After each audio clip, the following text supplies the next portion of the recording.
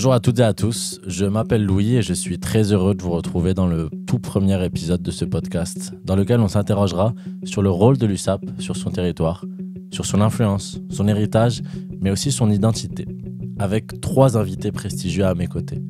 Franck Azema, manager général du club, Laurent Goz, président de la Chambre de commerce et d'industrie des Pyrénées-Orientales, et enfin Régis Fior, président des Farfadets, l'un des clubs de supporters de l'USAP.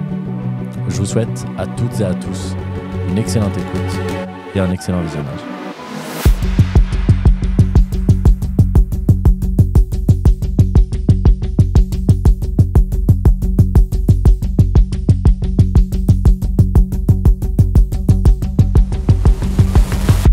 Eh bien, messieurs, merci beaucoup d'être là pour ce premier épisode du nouveau podcast de l'USAP. C'est un podcast, je vous explique, qui va être dédié au nouveau programme RSE de l'USAP, le programme USAP au cœur du territoire, qui a été lancé en octobre 2023.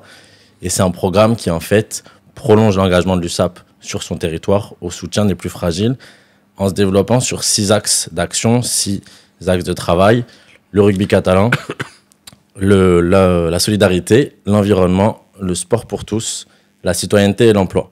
Donc dans ce podcast, on voulait traiter tous ces sujets-là qu'on traite au quotidien avec un petit peu plus de profondeur, et c'est ce qu'on va faire tous les mois avec un épisode qui sera dédié à un sujet particulier, avec des invités inédits qui apporteront leur expertise et leurs compétences pour traiter ces sujets-là.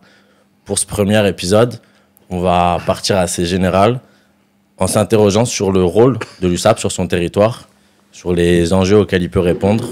La première question que je voulais vous poser pour rentrer dans ce podcast, c'est que déjà vous partagez un point commun au-delà de la passion pour le club, c'est que vous êtes tous originaires du territoire catalan. Pour vous, qu'est-ce que ça représente l'USAP ?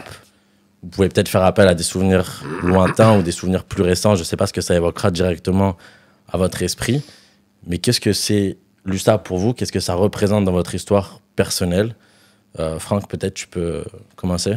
Oui, bon, moi c'est assez évident. J'ai baigné, mon père était joueur, donc j'ai toujours baigné dans le rugby. Quand t'es gamin, moi je suis du Val-Espire.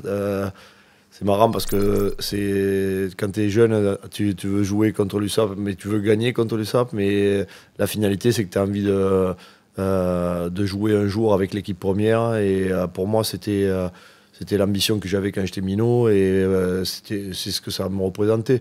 J'avais en tête le fait de venir le plus tôt possible, pouvoir jouer et essayer d'y arriver. Donc, ça a été un objectif. Mais c'est après, petit à petit, tu découvres ce que l'USAP génère et dans notre territoire,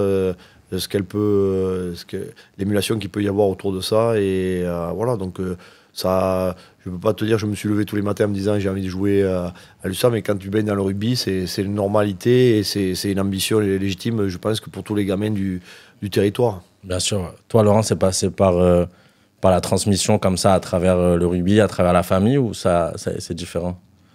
Non, mais moi aussi. Moi, je suis de Rivesaltes, donc j'ai pas joué. J'ai très peu joué en tout cas au rugby. Je devais pas avoir les bonnes qualités. Moi, j'ai fait du tennis, mais familialement.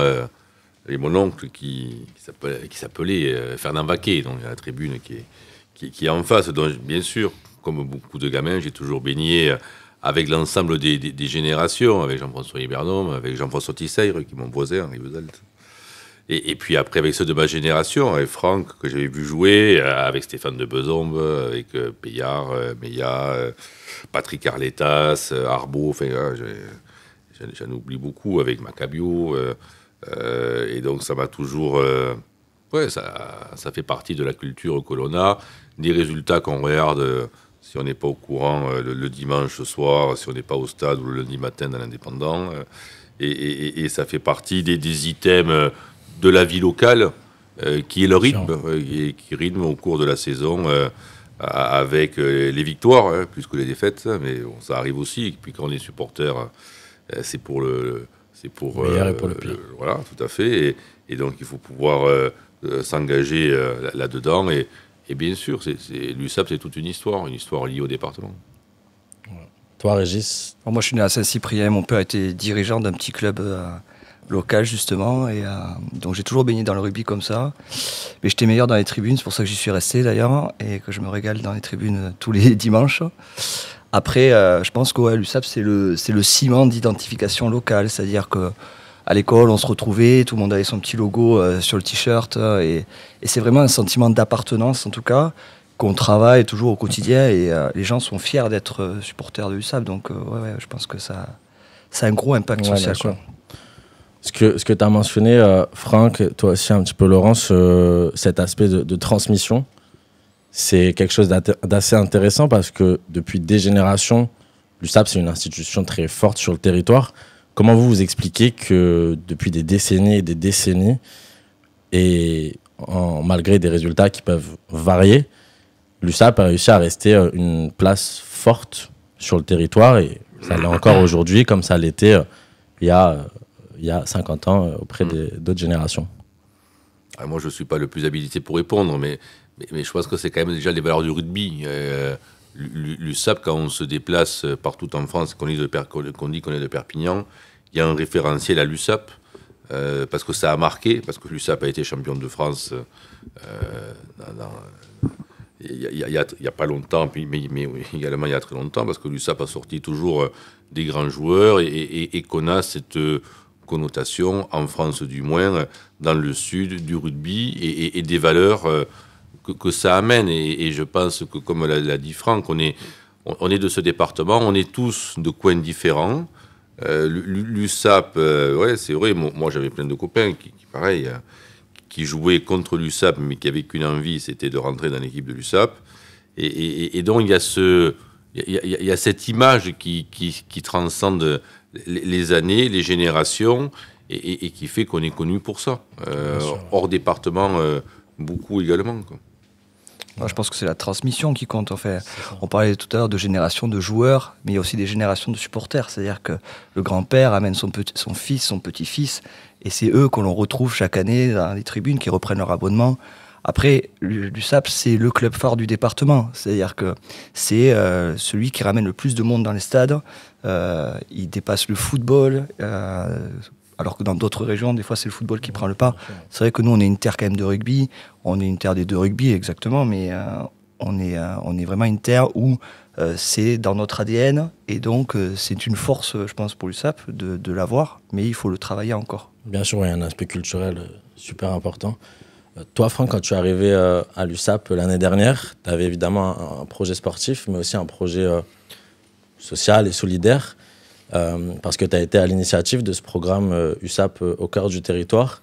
Est-ce que tu peux nous en dire un petit peu plus sur ce que tu as voulu mettre en place, pourquoi tu as voulu le mettre en place?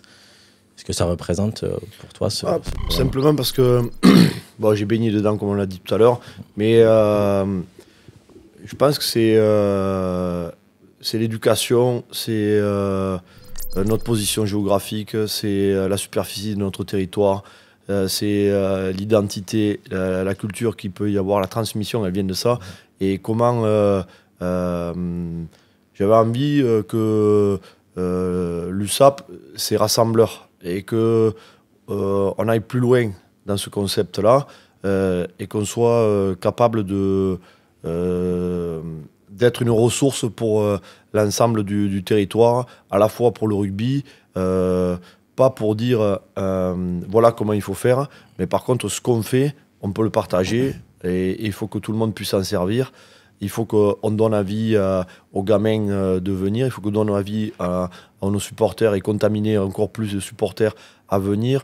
Il faut qu'on rassure les mamans et les parents de pouvoir mettre leurs enfants à l'école rugby, parce que au-delà de ce qu'on construit comme dans le joueur, c'est la façon dont on éduque et les valeurs qu'on donnait tout à l'heure. C'est pas seulement, il ne faut pas que ce soit des mots, que ce soit basé sur des actes. Et donc, ça me semblait évident que les premiers il fallait faire le premier pas, et il faut ouvrir nos portes. Et donc, on est en train de mettre en place toutes ces choses-là à travers des différents séminaires sur des lundis soirs où on essaye de partager sur différents thèmes dans le rugby, mais qui vont aller au-delà du rugby. La capacité à pouvoir aller aussi, les joueurs, voir les différents entraînements du département dans les écoles de rugby. Il va y avoir des journées organisées dans les prochaines semaines et dans les prochains mois autour de ça. Donc c'est pourquoi? Parce que se servir de notre identité, on peut s'inventer dans d'autres régions de France une histoire, dire voilà, ça serait bien qu'on raconte cette histoire-là. Chez nous, il n'y a pas besoin d'inventer. C'est beaucoup en vie les Basques, les Corses, les Catalans. Et on a cette identité-là, cette référence-là. C'est comment on l'exacerbe, mais aussi il faut que ça aille au-delà du rugby, et parce que tout le monde va être gagnant là-dedans. Donc l'idée, c'est un peu ça, c'est un projet sociétal. Ça va aller, on va s'ouvrir sur le scolaire aussi. On a une force, c'est ce qui pourrait être un inconvénient, j'allais dire, c'est un petit territoire, mais qu'on peut rapidement mobiliser avec les excès qu'il y en a, mais c'est aussi une force. On a cette réputation d'être excessif, mais il faut supporter cette pression-là, mais ça a du bon, je trouve. Ouais, bien sûr. Tu parlais d'identité, c'est vrai qu'évidemment la région a une identité forte, le club a une identité forte. Un des enjeux aujourd'hui, je pense, dans le rôle de l'USAP justement, parce que c'est de ça dont on parle, c'est de maintenir, de conserver cette identité, de la faire rayonner. Mais on est quand même dans une époque où les identités régionales ont peut-être tendance à baisser derrière une identité nationale plus forte. Comment justement l'USAP peut être un vrai outil pour faire rayonner cette identité catalane, pour la faire propager chez les nouvelles générations qui sont peut-être moins au courant, moins informés sur cette identité historique? La transmission, déjà, ce qu'on disait tout à l'heure, c'est ça. Je vois Eric Tessen en photo, là. C'est des garçons comme ça qui sont au club, qui peuvent à la fois dans le rugby, mais aussi, j'imagine, dans les tribunes. C'est comment on passe le relais. Mais c'est pas imposer quelque chose, c'est essayer de contaminer. Voilà ce que ça implique, parce que c'est aussi une prise de responsabilité de notre part sur la façon de se comporter. C'est aussi assimiler un maximum. On a la chance dans le rugby, par exemple, d'avoir des garçons je pense à Lam qui est samoan. On a des garçons qui sont sud-africains, des géorgiens, des italiens. C'est pas leur imposer, c'est essayer de prendre le meilleur d'eux dans leur culture et de ce qu'ils sont, et comment ils viennent chez nous et qu'ils se sentent fiers de l'appartenance qu'il peut y avoir ici, et tout en amenant ce qu'ils sont. Donc c'est essayer de trouver ce mélange-là, et je pense qu'on peut trouver ça quand l'USAP va bien, l'économie va bien, quand l'USAP gagne, mais on ne peut pas toujours gagner. Par contre, il faut qu'on ait une attitude et un comportement qui soit toujours le même, et que les gens nous reconnaissent et que ce soit respectable pour ça. Bien sûr. Ouais. Après, je pense qu'il faut garder aussi ce côté supporter et pas spectateur. C'est-à-dire que Aimé Giral, ça doit rester cette cathédrale, cette furia, cette bronca. Enfin, c'est ces ingrédients-là qu'on doit conserver. C'est-à-dire on peut moderniser le stade, on peut moderniser la façon de faire, mais moderniser, c'est changer les moyens, mais c'est pas s'affranchir des traditions. Donc, je pense qu'il faut qu'on garde nos couleurs. Nous, on est les premiers à vouloir dire: il faut du rouge sang et or dans les tribunes, parce que c'est ce qui nous anime, c'est ce qui met cette atmosphère un peu particulière qui transcende les joueurs et qui peuvent inhiber les adversaires, parce que c'est ça notre rôle, nous, dans les tribunes, c'est de supporter et d'apporter cette plus-value-là. Et comme disait Franck, c'est ça qui va commencer à s'insuffler aussi dans les nouvelles générations. Moi, je le vois, ma fille, elle a 7 ans, je l'amène au stade, elle vient avec des couleurs, elle est contente, elle a son drapeau. Et c'est par la transmission, qu'on arrivera à le perdurer. Tout comme la langue catalane, où il y a peut-être encore des actions à faire, mais je pense que c'est par ça qu'on y arrivera, quoi.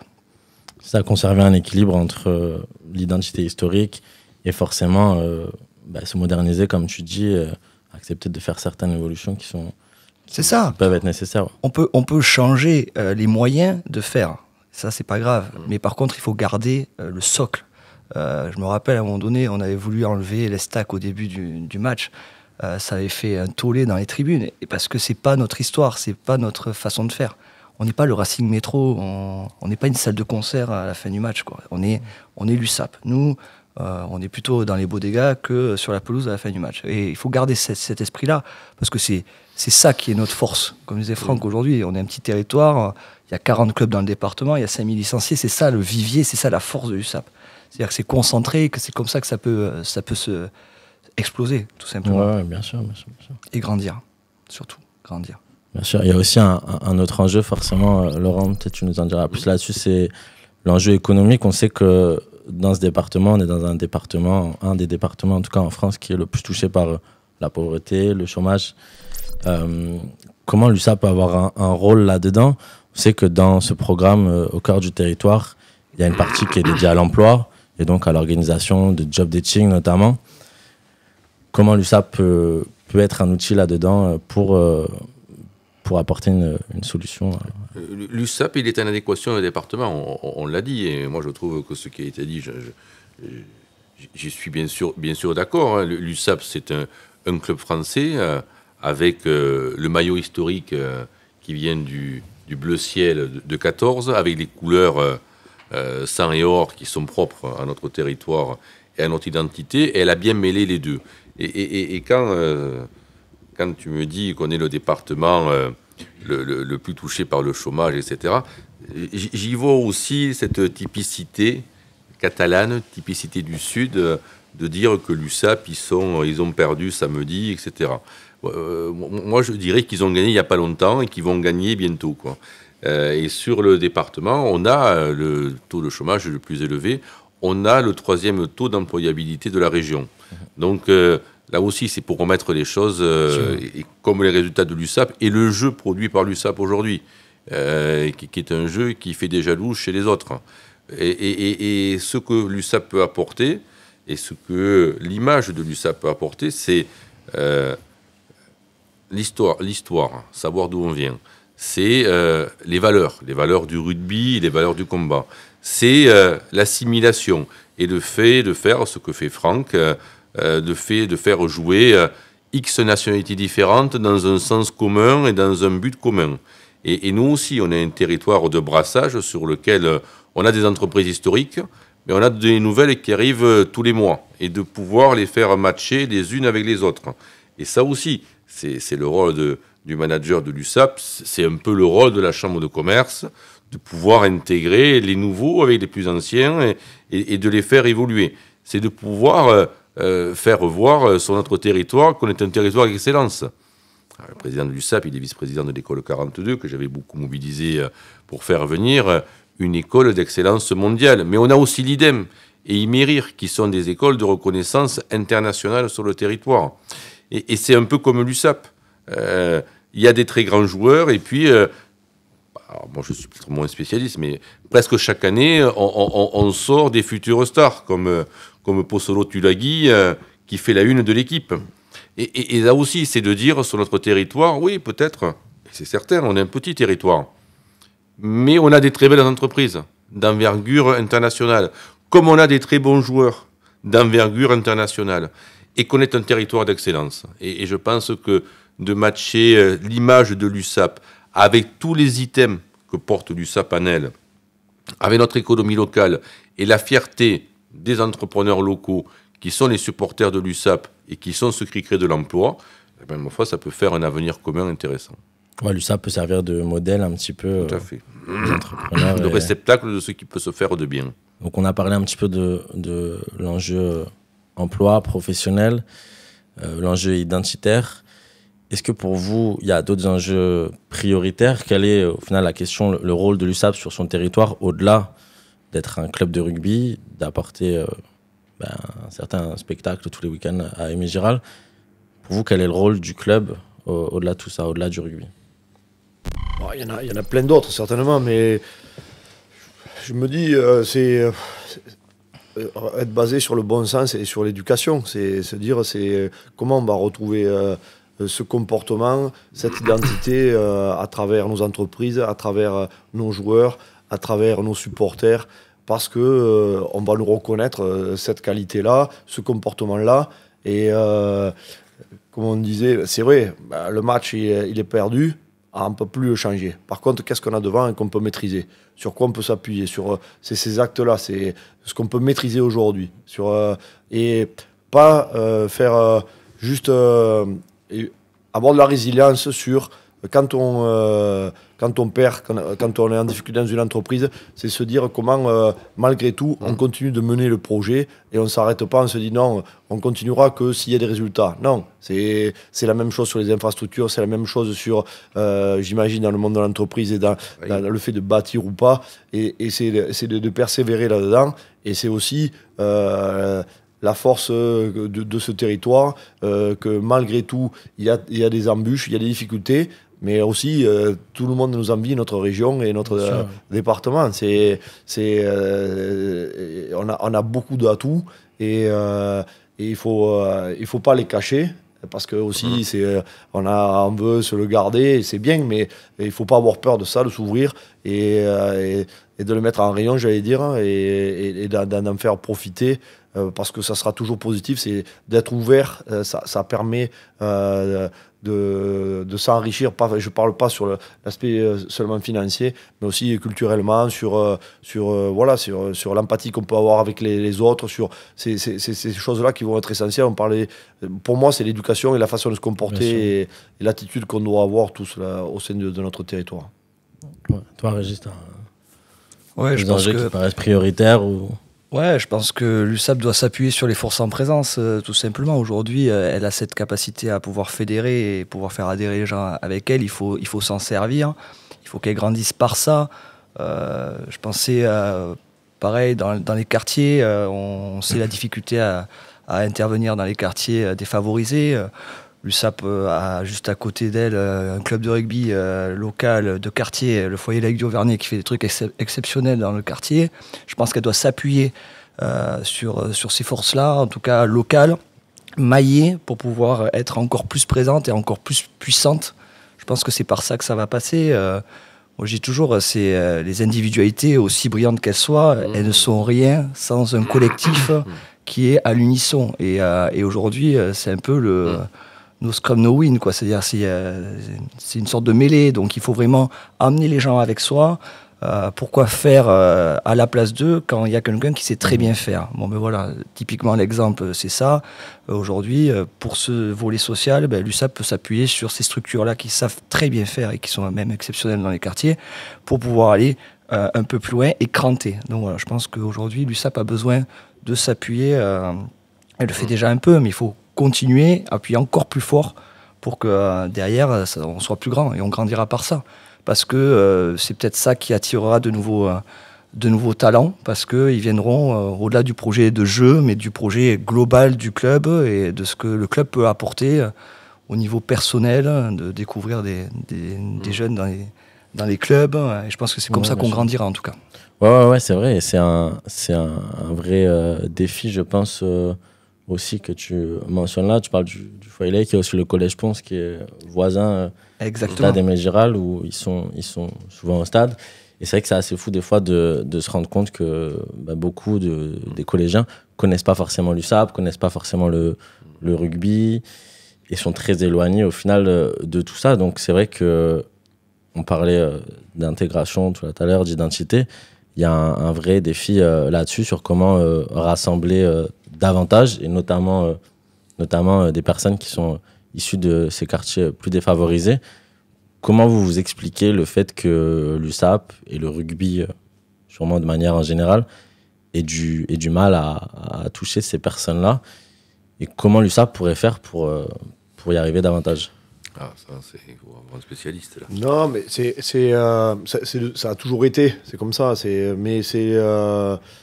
pense que pour une prochaine étape pour nous, c'est petit à petit. Il y a beaucoup de choses qui ont été mises en place déjà de cette manière-là dans les quartiers, mais c'est toucher le milieu scolaire le plus tôt possible, essayer. Et c'est pas de faire du recrutement pour faire du recrutement, c'est aussi de proposer, voilà comment ça se passe à l'école de rugby, voilà comment on évolue, voilà comment on revient sur comment on comporte, et de là, des garçons continueront à jouer au rugby, d'autres, mais il va y avoir, ils vont se faire des nouveaux potes, ils vont faire de nouvelles rencontres, ils vont sortir peut-être de leur quartier, ils vont évoluer différemment. C'est ce mélange-là qui va faire que ils vont trouver un but, un objectif et un repère. Donc c'est notre mission, c'est essayer d'exacerber aussi ça dans les écoles, c'est notre mission aussi, de favoriser aussi des entraînements dans les quartiers. On va essayer de se déplacer un peu plus pour pouvoir avoir un impact, faire découvrir. Et c'est pas pour faire de la compétition, mais déjà dans un premier temps d'avoir du lien, l'initiation. Et voilà, exactement, et de découvrir un peu l'activité. Ouais, je pense qu'il faut mettre très vite en fait le rugby à l'école et commencer à rentrer le plus tôt possible. On disait rassurer les mamans pour dire que voilà, on va pas non plus se déformer ou avoir des blessures graves en jouant au rugby. Je disais un truc il n'y a pas très longtemps, c'était le rugby, c'est l'angle mort de la fabrique républicaine. Et je trouvais ça très très sympa, c'était de dire que le sport en général n'est pas assez mis en valeur. En tout cas, on pense que la fabrique républicaine passe par les écoles, les collèges et les lycées, mais en fait, elle passe aussi par le sport. On l'a vu quand il y a eu des émeutes ou des drames récemment, où il y a eu des mairies brûlées, il y a eu des médiathèques brûlées. Il n'y a pas eu un seul club de sport qui a été brûlé. Il faut se rappeler que voilà, c'est des endroits où les gens grandissent, c'est des endroits où les gens se forment, c'est des endroits où les gens apprennent des valeurs. Et je pense que c'est dans ça où il faut qu'on travaille le plus possible. Alors, l'USAP, mais après à plus grande échelle, pour que ça puisse avancer. Est-ce que vous avez la même interrogation et les mêmes constats sur aussi une partie de la population où l'USAP a peut-être envie de se développer sur la Catalogne du Sud? Toi, peut-être, Laurent, tu auras un avis là-dessus parce que c'est un axe de développement qui est important pour l'USAP de se développer au sud de la Catalogne. C'est quoi les enjeux qui sont liés à cette question?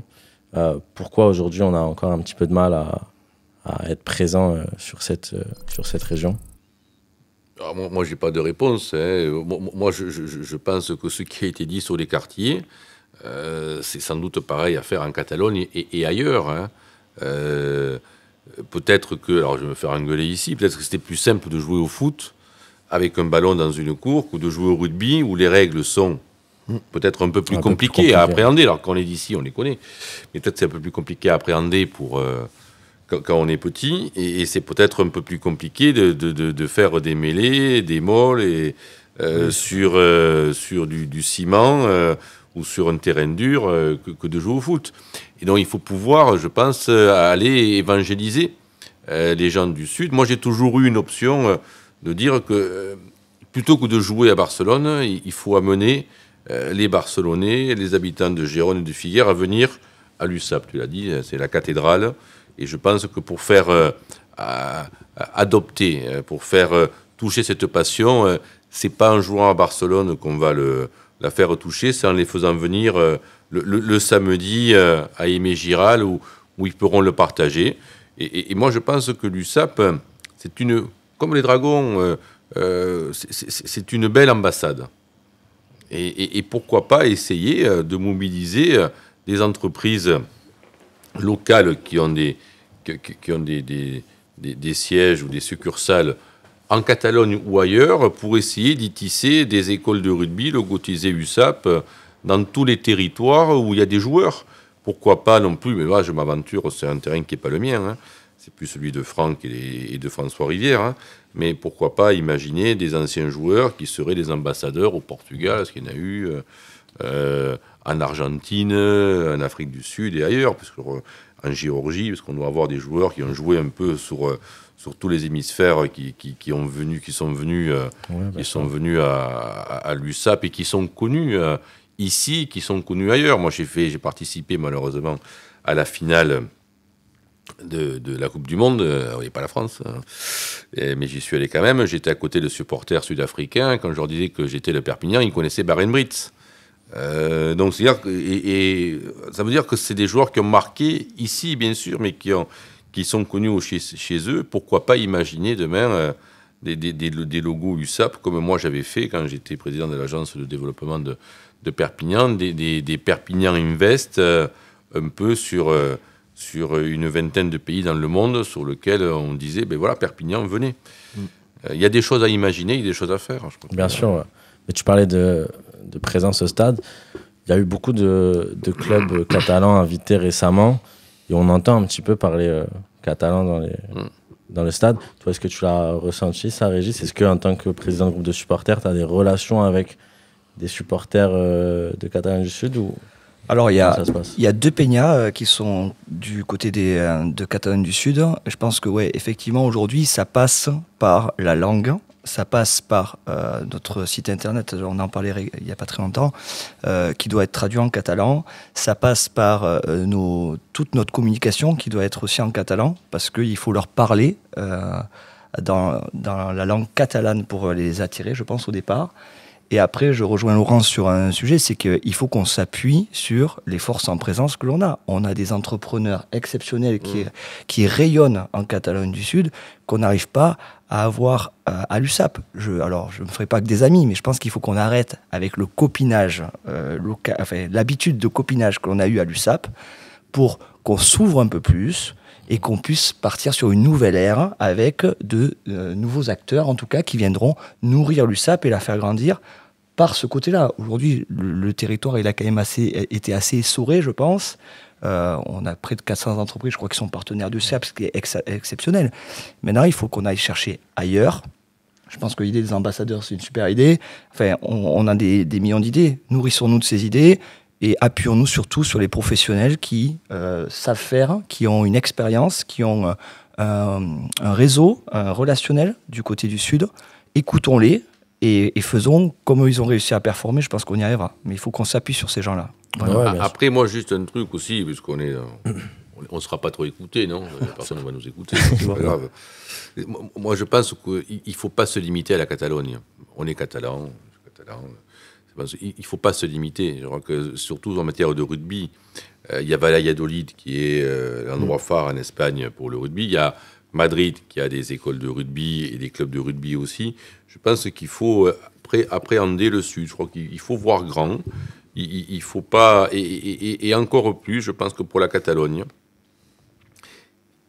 et on partage beaucoup de choses avec les Catalans, mais à un moment donné, si on leur fait voir qu'on a besoin grandement d'eux, ça va moins marcher.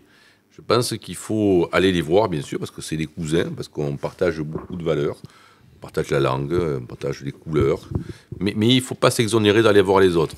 Déjà parce que les autres, ils jouent au rugby, et en même temps, si on va voir les autres, ça va interroger un peu nos cousins du Sud catalans en se disant, qu'est-ce qu'ils font?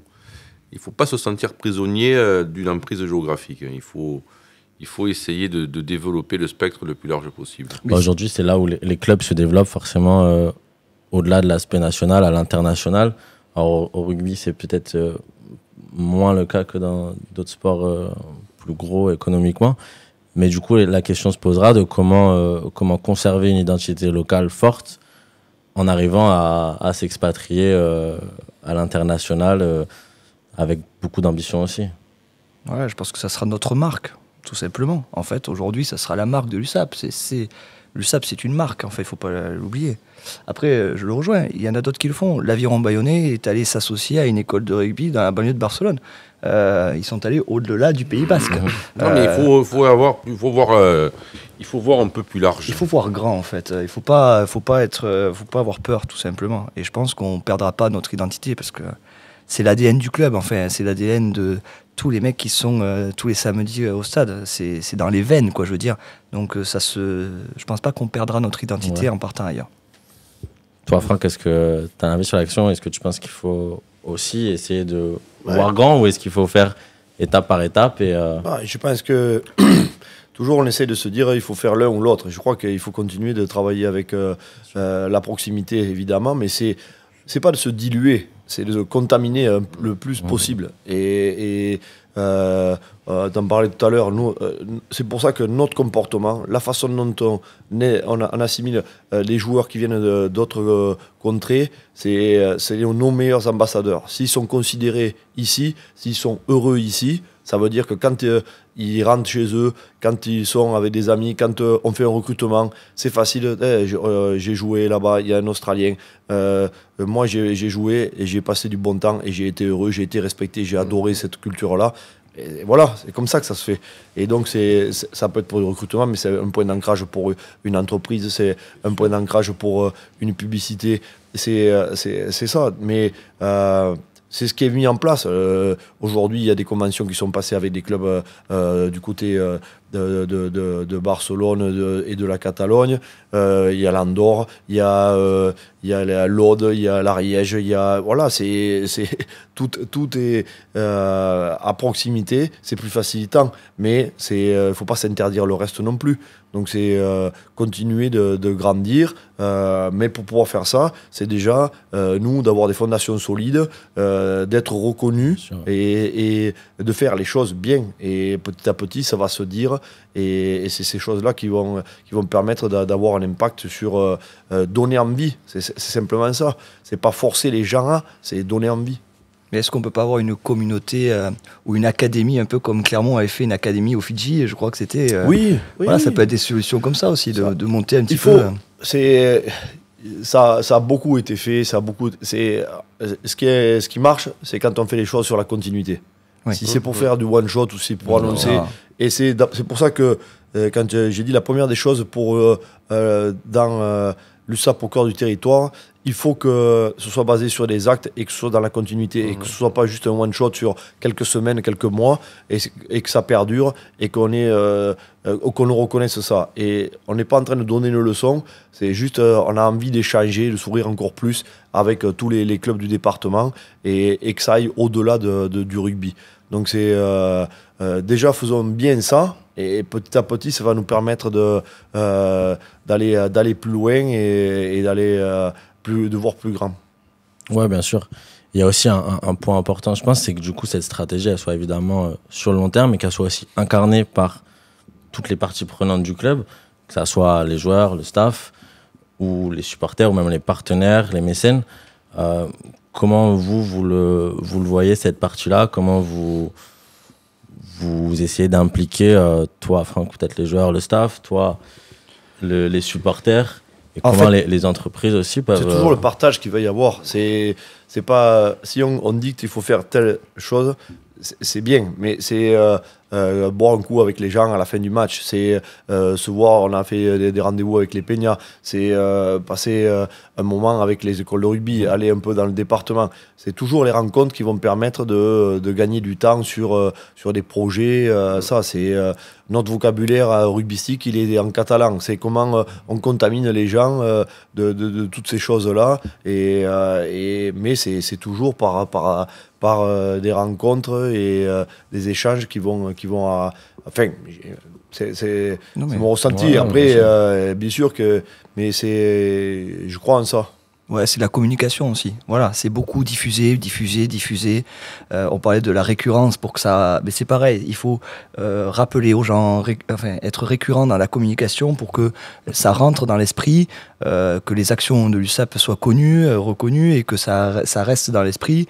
On parle de certaines actions comme le rugby santé qui commence à sortir un petit peu et qui est un truc extraordinaire.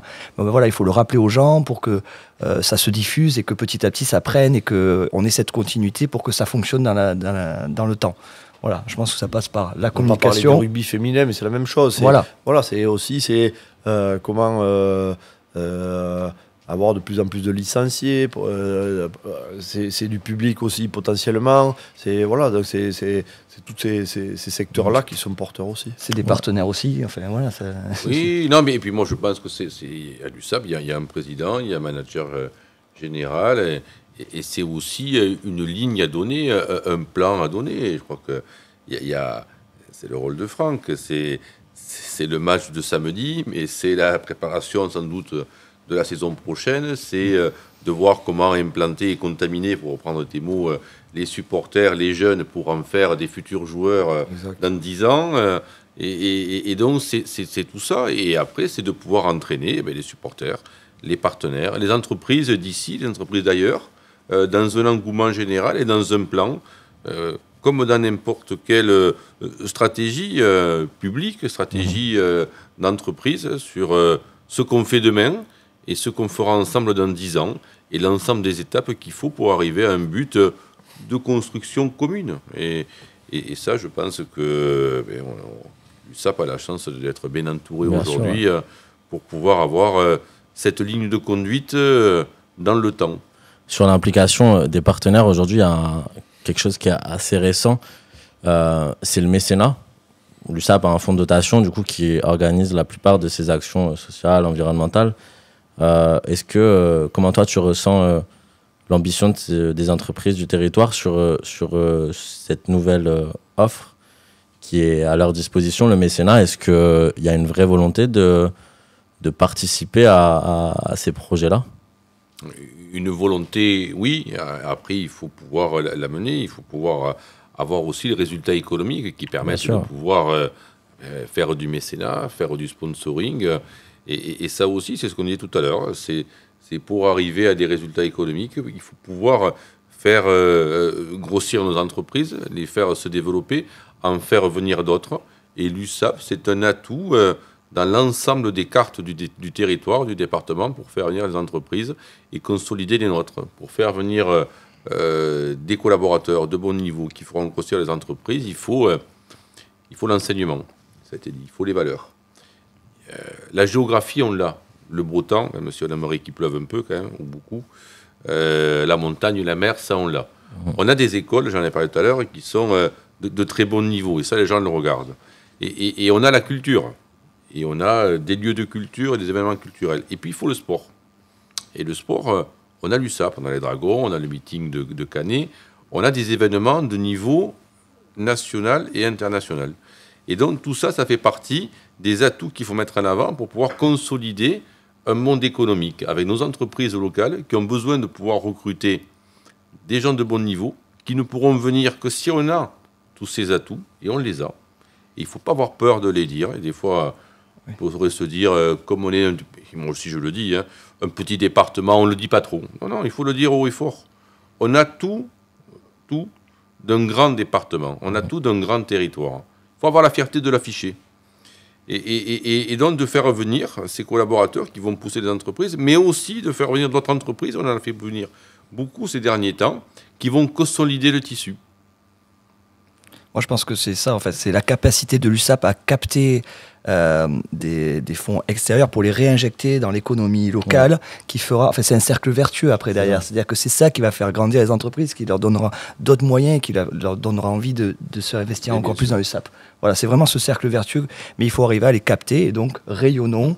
Ayons pas peur de le dire, on est très bien à Perpignan, on est très bien dans notre département, on a pleine force, il faut en parler pour faire venir ces gens, ces talents, et aussi bien rugbystiques que professionnels, pour faire grandir les entreprises et faire grandir l'USAP. C'est ça, et c'est ce dont on a parlé, je crois que c'est le club professionnel aujourd'hui, que ce soit un club de rugby, de foot, de basket ou peu importe, c'est un projet sportif, mais un projet global où il y aura ce rôle social, ce rôle professionnel, des parties prenantes, les supporters, les partenaires, forcément le sportif, les salariés administratifs, et tout ça autour d'un projet global où chaque partie en fait s'alimente, et c'est ça, il y a un cercle vertueux qui permet en fait d'aller dans une direction.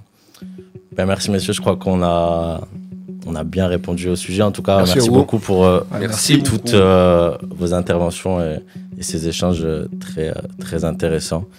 Et je vous souhaite une bonne journée et à très bientôt, sûrement. Et nous, un bon match samedi. Ouais, sûrement un samedi. On va mettre la pression un peu au manager. Sûrement un samedi au stade. Ça marche. Merci beaucoup. Merci beaucoup. C'est déjà la fin de ce premier épisode. Je remercie tout particulièrement Lens Group qui nous accompagne dans la réalisation de ce podcast. Et je vous donne rendez-vous dans un mois pour le prochain épisode. Pour être sûr de ne rien louper, abonnez-vous et retrouvez-nous sur tous nos réseaux sociaux USAP et USAP au cœur du territoire.